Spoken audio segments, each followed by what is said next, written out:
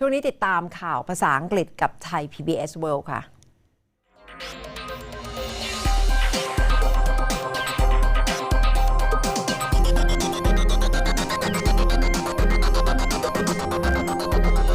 Good evening and welcome to the Thai PBS World. Hong Konger joined the protest 11 weeks in a row, and it was reported that a quarter of Hong Konger joined the protest on Sunday.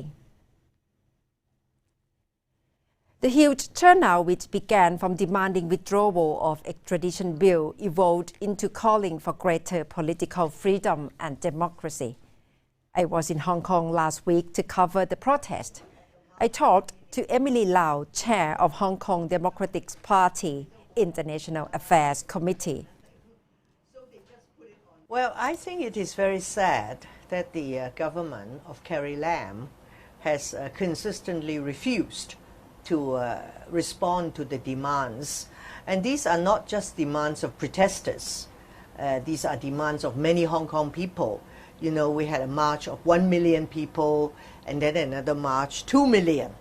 So many Hong Kong people think that she should respond to all these demands. And of course, she said she stopped the bill, the extradition bill, which caused all this. But people say, you cannot say the bill is dead. You should say the bill is completely withdrawn. Because if you say it's dead, and some people say, you heard of Lazarus. He came back from the dead. So we don't want that language. Why can't you say it's withdrawn? So do you think that if Carrie Lam resigns, that will stop all the rally, all the tension at the moment? Well, I think if she goes, definitely a lot of people would be happy. And also some of her officials, you know, the Secretary for Justice, Teresa Chang, and the Secretary for Security, John Lee. I mean, if those people resign, that would really let off a lot of anger. And what people want now is to de-escalate and not to escalate. But if the government does not respond, does not do anything, then it may escalate. And then we may see people dying. And then if you have troops coming in, there may be rivers of blood flowing in Hong Kong. We don't want to see that.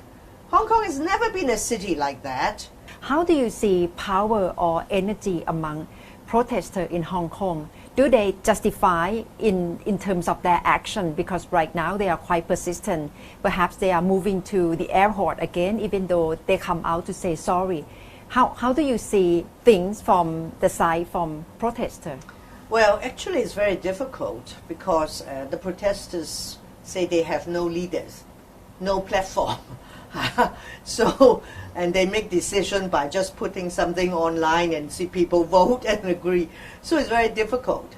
But I think you should also look at the Hong Kong people. They are not all protesters like that. But when they call for action, some people look at the thing and they will turn up to support them. So the question is, for how long the Hong Kong people will go and support them? If suddenly one day many people do not turn up, then there may be not too many protesters. But if every time a lot of people turn up, then maybe there are some who are, you know, not afraid of fighting with the police. But others, they don't fight, but they are there to give them strength, to give them support. So we have to see what the vast majority of Hong Kong people want. I think the main thing is the Carrie Lam administration should come out to respond. You cannot always just hide in government house. How can you run Hong Kong like that? This weekend is the 11th weekend of the rally. What would be the stance of the protester? Because from my understanding is people may be getting worried and support them less and less because of their action at the airport. The mood is very volatile. Some may not support violence, but they are also angry with the government. So it's very difficult to predict what would happen. But I think many people want the sentiment to de-escalate instead of escalate.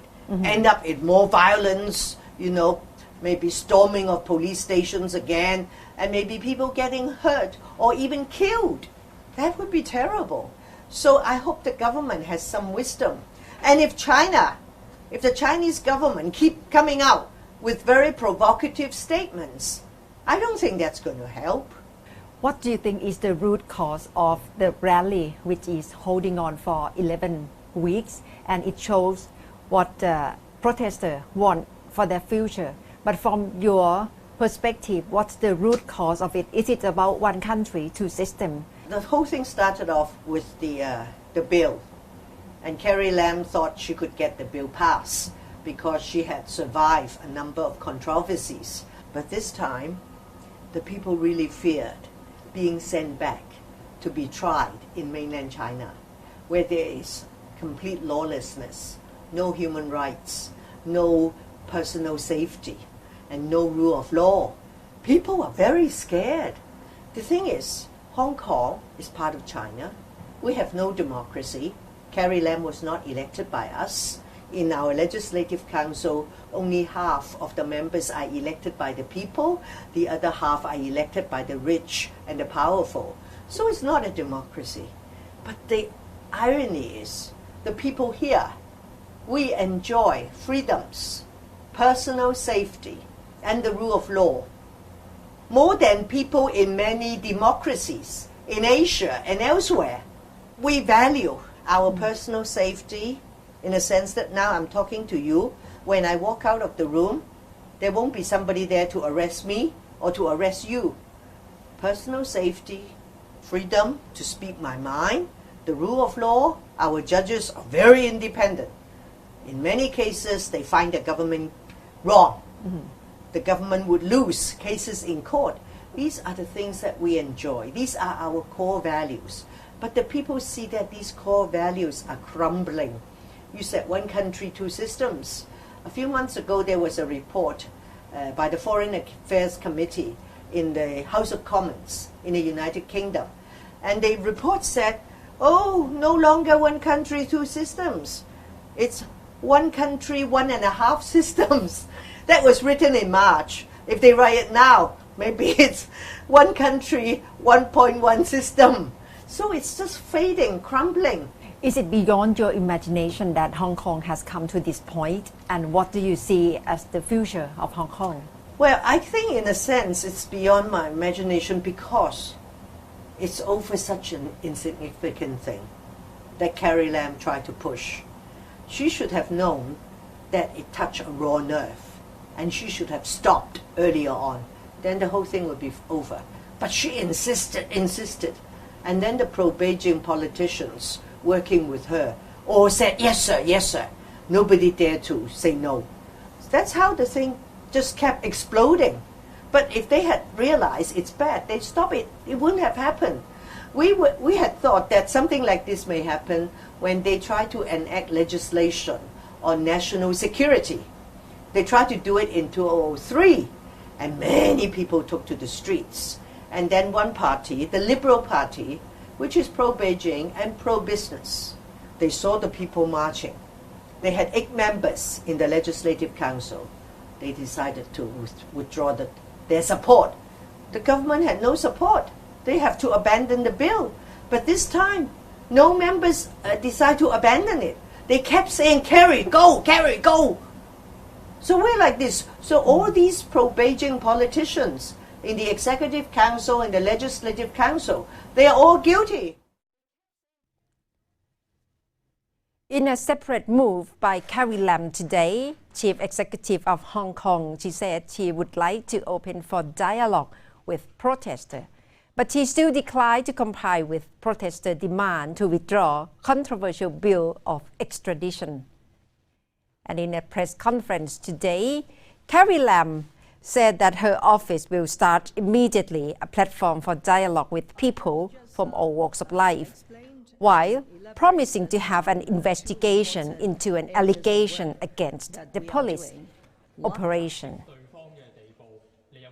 I have just explained and elaborated on 2 important areas of work that we are doing. One is important fact-finding study, in addition to a very robust system to investigate and look at the complaints against police over this prolonged period of confrontations and violence. The other is a more rare arrangement, is for the IPCC, which is statutory and independent, to create a fact-finding study into the causes and the facts of this incident. So I hope that this is a very responsible response to the aspirations for better understanding of what has taken place in Hong Kong. And more important of all, it is not just fact-finding to provide the sequence of facts. It also will provide the government with recommendations on how to move forward and also to avoid the recurrence of similar incidents.